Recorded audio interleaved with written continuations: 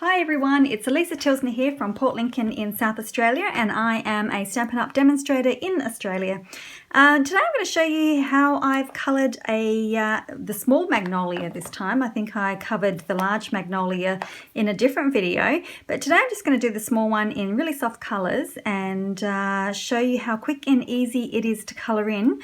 The Good Morning Magnolia, getting all my words mixed up, it's the end of the day, in just 2 colours. So normally if you've watched a lot of my videos you'll know that I actually use quite a few colours, but I'm just going to stamp it in Stays On to get my black, and then I'm just going to use the Mossy Meadow and the Petal Pink, which are colours of the Magnolia Lane designer series paper. So just let me zoom in so you guys can keep close. So they're the colours that I'm using. So I need my Aquapainter and my wet rag.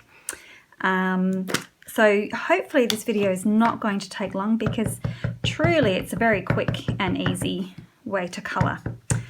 So just stamping in Stays On because we are watercolouring today. We want the opposite. So we've got water-based inks and we want an alcohol-based ink pad. Now, if you're quick, this should already be wet from earlier, you can get most of your Stays On off if you clean it immediately with your good old trusty, I'm going to put the leaf on the back, Stampin' Scrub. So just because we have the chamois now, don't throw away, I should take that off so I can see where I'm going. Don't throw away your Stampin' Scrub, because you can get all that Stays On off. You've got to be onto it really fairly quickly.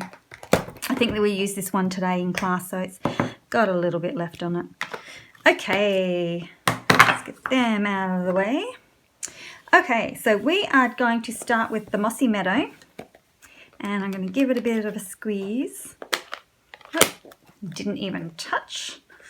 Got to give these ones a really good squeeze, these new ones. There we go. Now just going to stand up, make sure I'm in the right area, see if I can zoom in a little bit more. Now, what I'm going to do is the first wash I'm going to do in a light, up and down, in a light green. So what I'm going to do is all this muckiness around the outside is what I'm actually going to use first. And I might even water it down just a smidge. So I'm just going to take and go over the entire leaf. Now, I'm not sure whether these bits here are leaves, but I'm going to make them leaves. How about that? And we'll just, oops, don't forget the stem. And we'll just blame it on artistic licensing in case we're wrong. Okay, so I've just quite literally just thrown that colour down. Now, I am going to wipe off my brush here. Even though I'm going to use the same colour, I still wipe off my brush, mainly because I want a fairly dry brush. I don't want a lot of water coming on. And then just going to pounce it on. And I'm taking from, you probably can't see, but I'm taking from this deep colour now, and you only need like just the tip of your brush going in. Okay, and then just pouncing that on top.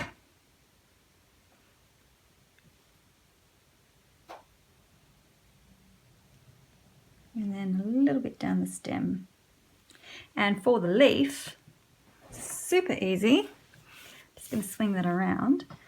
I only do a little bit along there, wipe off my brush, and then just sort of scribble that in. So how quick and easy is that? If you don't like the you can blend it in a little bit more. It sort of gives you a bit of a harsher line, but I quite like that, especially with this drawing.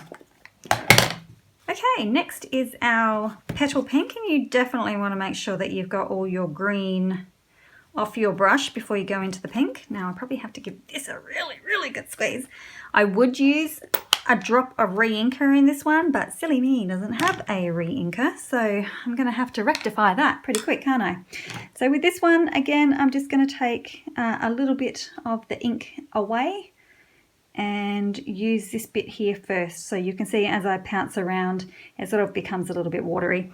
Now because this magnolia is going to be quite light, I don't actually need to put down a lot of colour, and you can see for this one I'm just using a flicking motion because I don't want to colour right to the end of the petal. I just want to have it sort of fade out.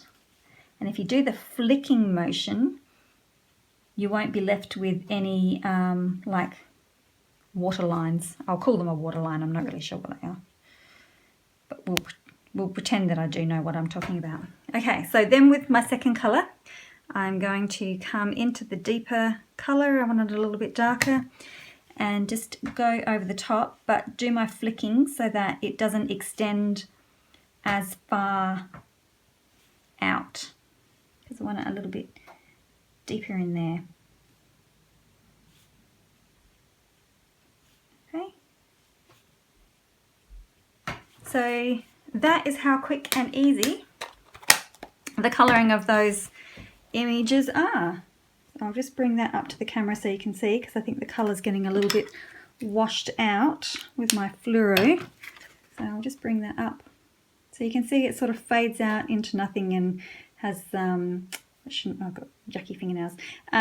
Try not to point too much. So you can see that the tips of the petals haven't been coloured. It just sort of flicks out naturally and you don't have any of that watermarking. So these are the two cards that we made on my Wednesday class. So I might have to drag you back.